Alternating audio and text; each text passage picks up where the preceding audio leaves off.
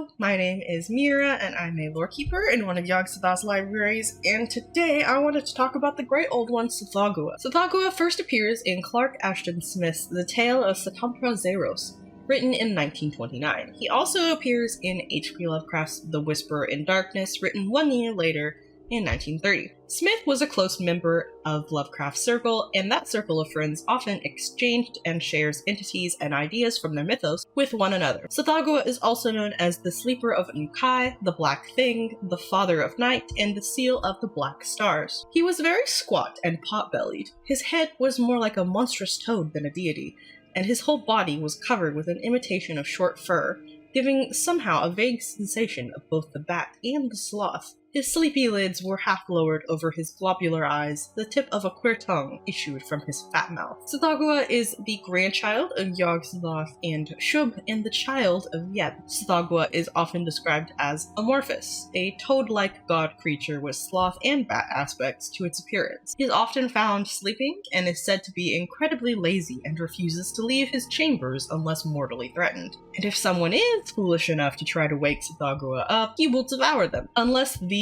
person who does the awakening has a sacrifice, in which case Tsathoggua will eat the sacrifice instead, and then just fall back asleep. Honestly, super relatable.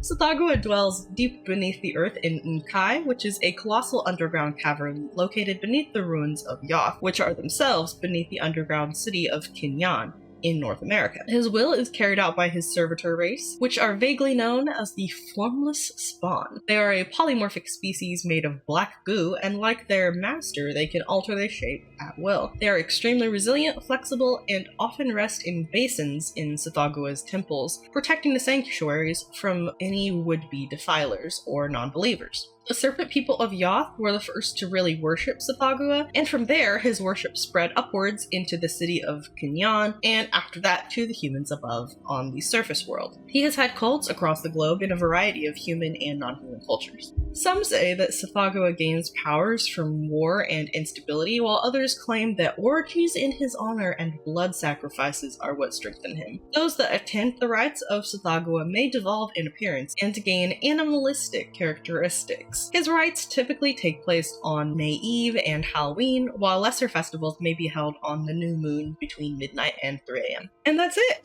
Thank you so much for watching, and today I wanted to talk about the great old one, Atlach-Nacha. Just a disclaimer, the great old one discussed in this video is arachnid in nature. Artistic renditions of spider-like entities will be displayed, and spiders are discussed throughout the video. From one arachnophobe to another, viewer discretion is advised.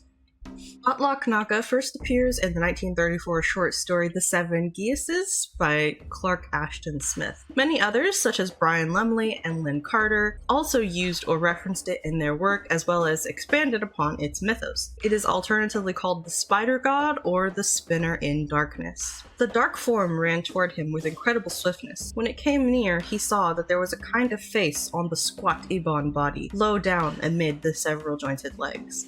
The face peered up with a weird expression of doubt and inquiry, and terror crawled through the veins of the bold huntsman as he met the small, crafty eyes that were circled about with hair. Atlach-Nacha is thought to have come from Saturn with Tsathoggua. There are variations of the story where Atlach-Nacha actually spun a web bridge that connected Saturn and Earth so that Tsathoggua could arrive on the planet. Atlach-Nacha's true form is that of a giant arachnid with a human face, or at least a face that is capable of making human expressions. Sometimes it appears as a beautiful 8-armed woman, I assume to lure people to their deaths.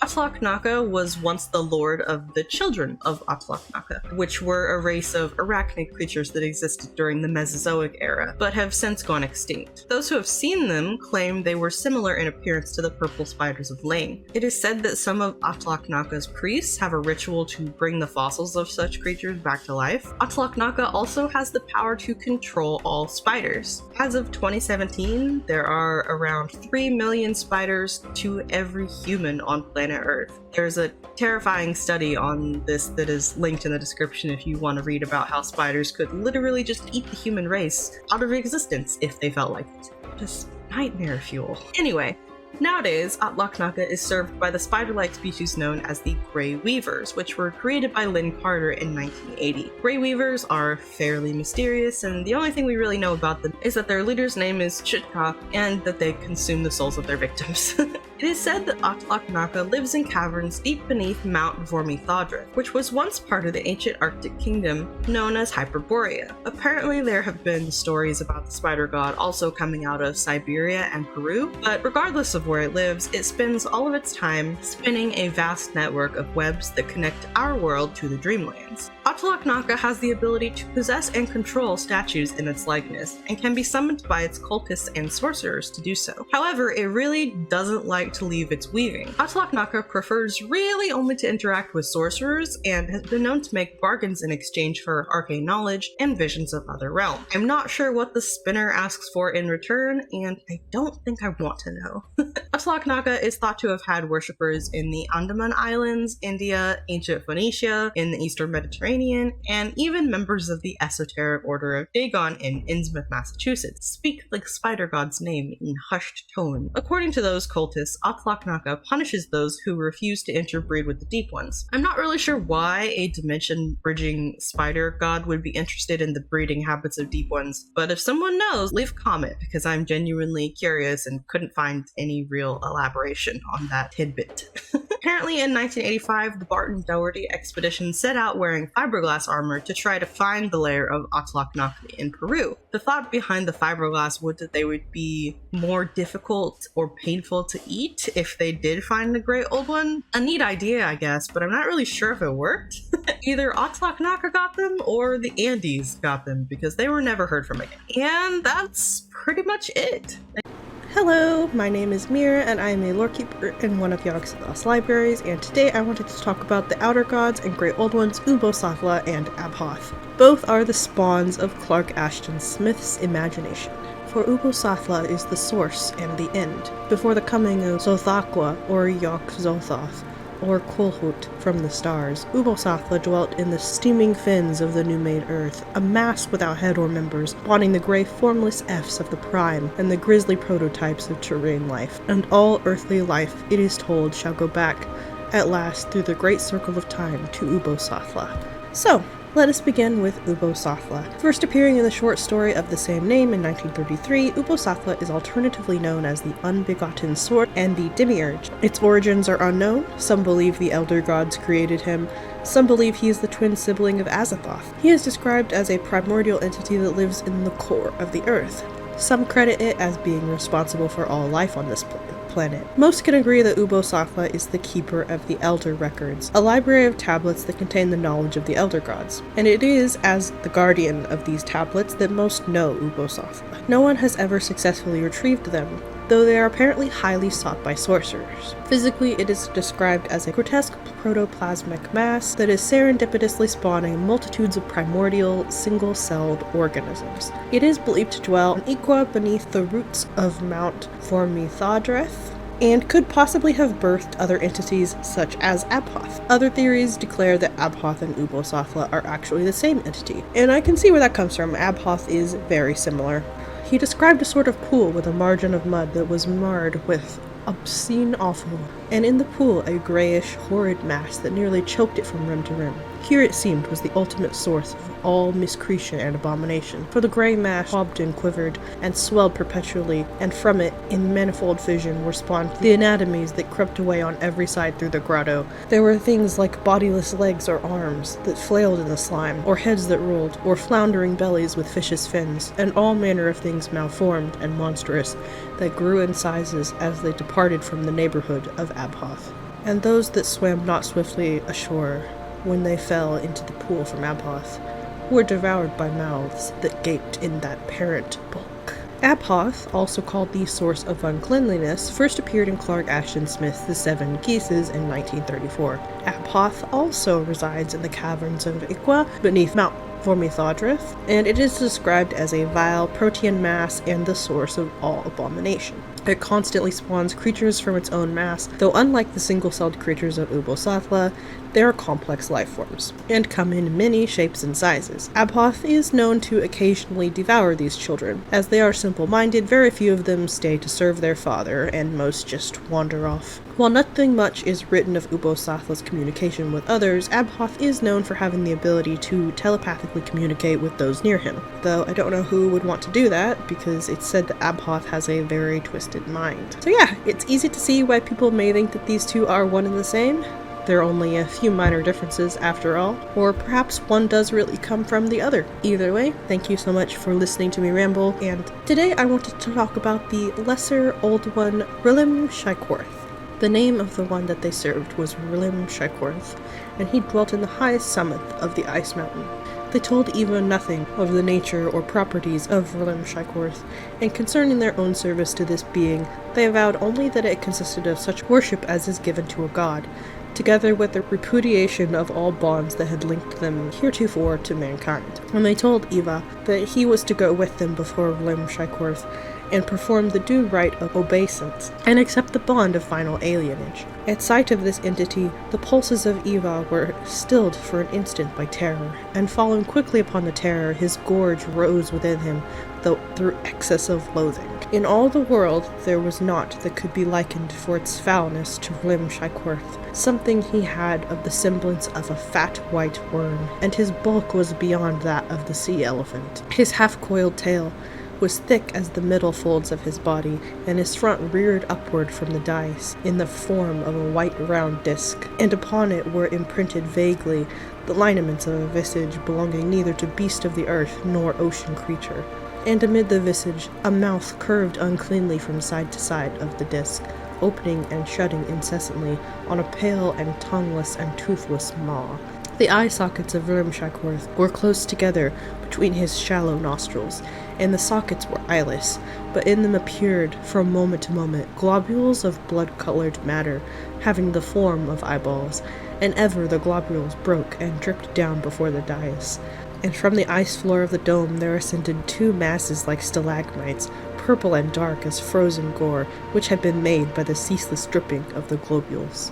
Rlim Shaikorth first appears in the 1941 story The Coming of the White Worm by Clark Ashton Smith, and predictably is alternatively known as the White Worm. It is described as a massive pale worm with dripping empty eye sockets and a gaping maw. Many speculate that Rlim is from a different world, dimension, or plane of existence, but ultimately we do not know from where Rlim originates. As such, we also do not know how old Rlim is either. Rlim first arrived on Earth in the Hyperborean Age, and from that moment it arrived, it brought destruction. It stalked the coast of Yhoundeh, recruiting sorcerers for its priesthood and inflicting death on any others. It feeds on the bodies, souls, knowledge, and minds of its victims, and it increases in size with every meal.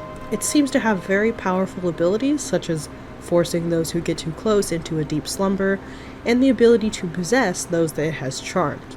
Rlim also has the ability to change the anatomy of humans so that they may survive sub-zero temperatures, though only wizards and sorcerers seem to be able to survive the physiological transformation. Yhoundeh is now Rlim's iceberg fortress, which it has complete control over, as if it were actually like a sentient thing.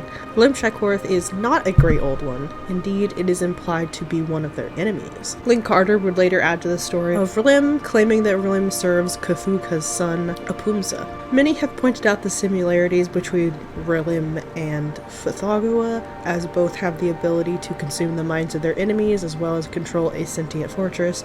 In Tsathoggwa's case, it's Katinga the Comet, and for Rlim, it's Yhoundeh the Iceberg. This could indicate that they're related in some way, or it could just be that they're inspired by one another, or it just could be a coincidence. Regardless, Rlim Shaikorth was supposedly killed by the mage Eva, who killed it while it slept. When that connection was shattered between it and its fortress, Yhoundeh fell along with its master. Anyway, we may never truly know, but that's part of the mystery and the fun of cosmic horror. So, thank you as always for hanging out with me today.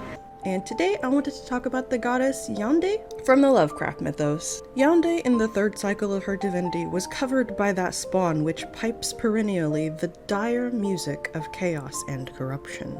Yhoundeh first appears in the 1932 short story The Door to Saturn by Clark Ashton Smith and is mentioned very briefly, as one of the main characters is a priest, or high priest I think he was, of hers. She is alternatively known as the elk goddess Yhoundeh and later Yhoundeh. Yhoundeh's origins can be attributed to a soul parent, the androgynous animal archetype known as Zihum. Yhoundeh's own appearance is never mentioned, so any art of her is merely speculative. Yhoundeh's relations are also up for debate, as some sources say she mated with Tsathoggua, some say she is the wife of Nyarlathotep, and produced the Jabberwock with him. But, as we know so little about her, talk of her possible mates and possible descendants should also be seen as speculative and taken with several grains of salt. Her nature, unfortunately, is as mysterious as her appearance and her, relations. She has been assumed to be a guardian of the woodlands. If her priests and cults are anything to go by, one would not be remiss in assuming that Yhoundeh is a combative and violent goddess, desiring to crush the worship of any other god. Her cult began in the kingdom of Vtuber and spread to the coastal towns of that same region. The cult gained much power during the last decades of the Hyperborean civilization and held sway over its rulers, with her priests staging an inquisition that sought to wipe out the cults of Tsathoggua, Tsathoggua, and many others. However, due to a blunder of one of her high priests in the Door to Saturn short story, her influence would end up waning, and Tsathoggua cult would become more dominant in Hyperborea's final years. Later on, her cult would be revived in the land of Zvilpogghua, though they knew her there as Yhoundeh. And yeah, sadly that is really all we know of Yhoundeh. I am personally a sucker for deer or elk-based entities. I'm indigenous, and in my tribe we have like the deer woman legend, so that probably has a lot to do with it, with my curiosity and love of similar archetype type characters. Anyway, yeah, so if you enjoyed this, like, comment, and subscribe. Y'all know the drill. Thank you so much for watching. Hello, my name is Meerah, and I'm a Lorekeeper in one of Yogg-Sothoth's libraries, and today I wanted to talk about Zvilpogghua from the Lovecraft mythos. What if I just, like, filmed this entire video from this perspective? Is that a little too close? Oh, is it a little too close? Yeah, it is. Okay. One such, a saintly septuagenarian, Zongus Furalor, succeeded in identifying the cult object as an image wrought in the likeness of a demonic entity whose name among men was Zvilpogghua. So obscure was the repute of this demon that Vthralorn had never heretofore encountered aught concerning him in the grimoires and testaments liable for his perusal. But Zongus Furalor abstracted from his folios painted likeness of the demon, which the High Constable shuddered and recognized as identical with the shadow shape, which had for nights rendered his dreams unspeakably noxious. And moreover, that Zvilpogghua, as firstborn of the spawn of the dreaded Tsathoggua, begot by the Black Thing upon a female entity named Shathak on far and frozen Yaksh, the seventh world, was a demonic personage of the most primordial lineage, and very greatly to be feared. I'm gonna be super honest, guys, sometimes pronouncing all these weird and wacky Eldritch names is just really exhausting. Zvilpogghua first appeared in Clark Ashton Smith's personal letters to R.H. Barlow, specifically letter number 189, which was written in June of 1934. It is the offspring of Tsathoggua and Shathak, and the father of Svatiklit. Born on Yaksh, or Neptune, it has since relocated to the Algol system and the planet Urartum in the Perseus constellation.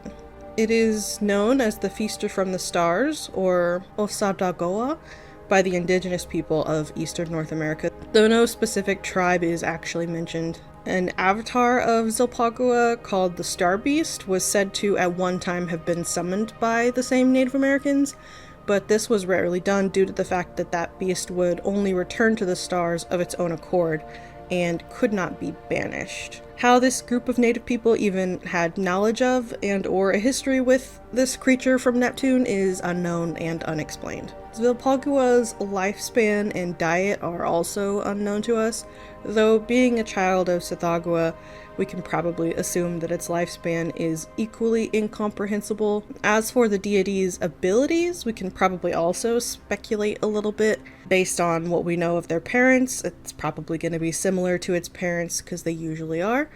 It could be able to shapeshift like Tsathoggua. Next to nothing is known about Tsathoggwa's mate, Shathok. We can't really infer much about their contributions to old Zvil's identity or abilities.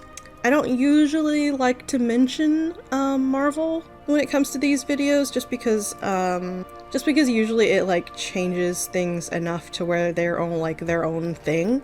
But in this case, they keep the identity pretty much the same, and they do contribute a bit to the overall lore of the creature.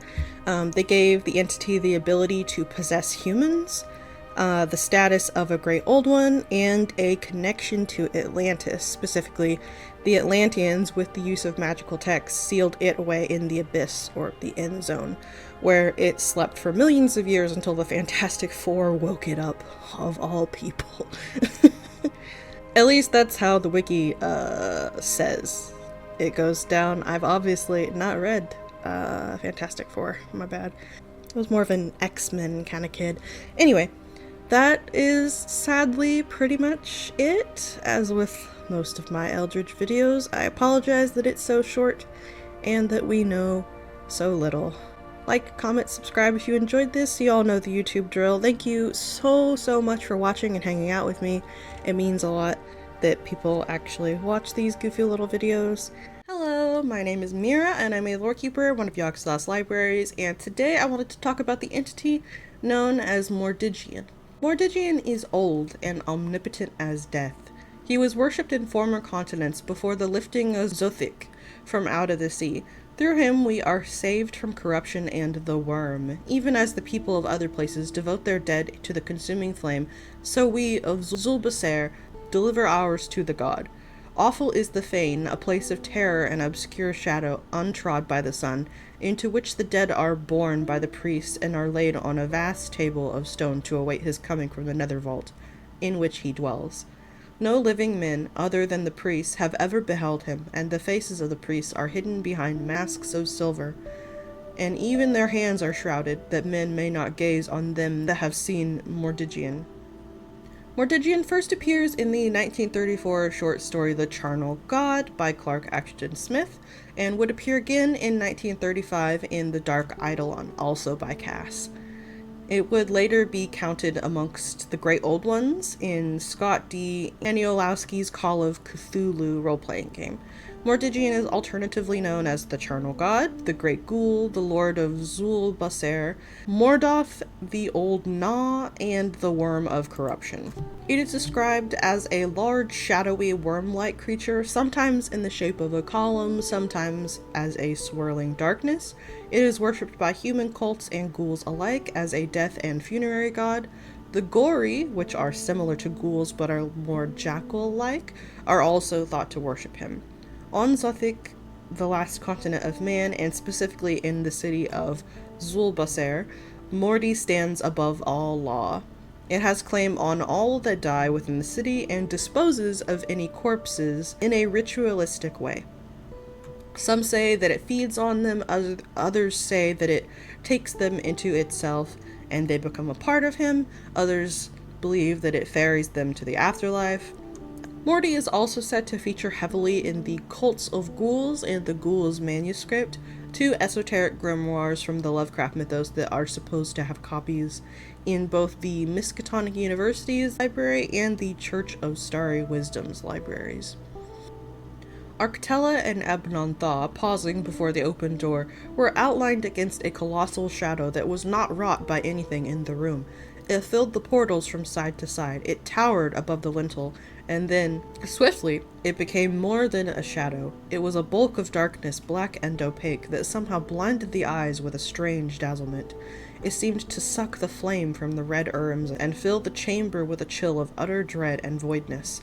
Its form was that of a worm-shapen column, huge as a dragon, its further coils still issuing from the gloom of the corridor, but it changed from moment to moment, swirling and spinning as if alive from the vortical energies of dark eons. Briefly, it took the semblance of some demonic giant with eyeless head and limbless body, and then leaping and spreading like smoky fire, it swept forward into the chamber. And yeah, that's pretty much it. I quite like Morty, honestly. In the short story The Charnel God, he and his priests both seem kind of like benevolent to me. They end up letting the main character and his wife go at the end, because obviously they are not dead, and his domain is only the dead. But yeah, I don't know. There aren't very many Eldritch entities that are just like not downright hostile towards humanity. So whenever we find one that's like kind of benevolent like this, I'm very intrigued and I wish we knew more about them. Like, comment, subscribe if you enjoyed this. You know the YouTube drill.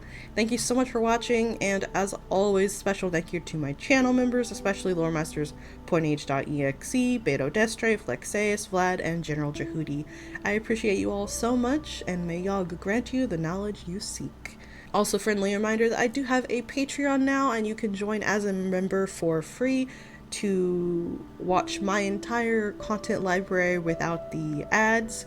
Another reminder that I don't have ad monetization here on YouTube. I don't qualify for it, but they put ads on a lot of my videos and take the revenue from them anyway. And a lot of the ads are just AI generated slop. So if you want to avoid that without having to pay YouTube Premium, you can just go over to Patreon, join as a member for free. You don't have to give me anything, and you can still watch all that stuff without the ads. If you do want to support me a little bit, and the content that I make, you can become a member here on YouTube, or a patron over on Patreon. And the only difference between free and paid membership is that Lorekeepers get early access to new content by a few days, and their names in the credits, and then like the occasional like poll. Like the content library access is the same whether you're paid or free. Anyway, thanks again so much, and I hope to see you all next time here in the library.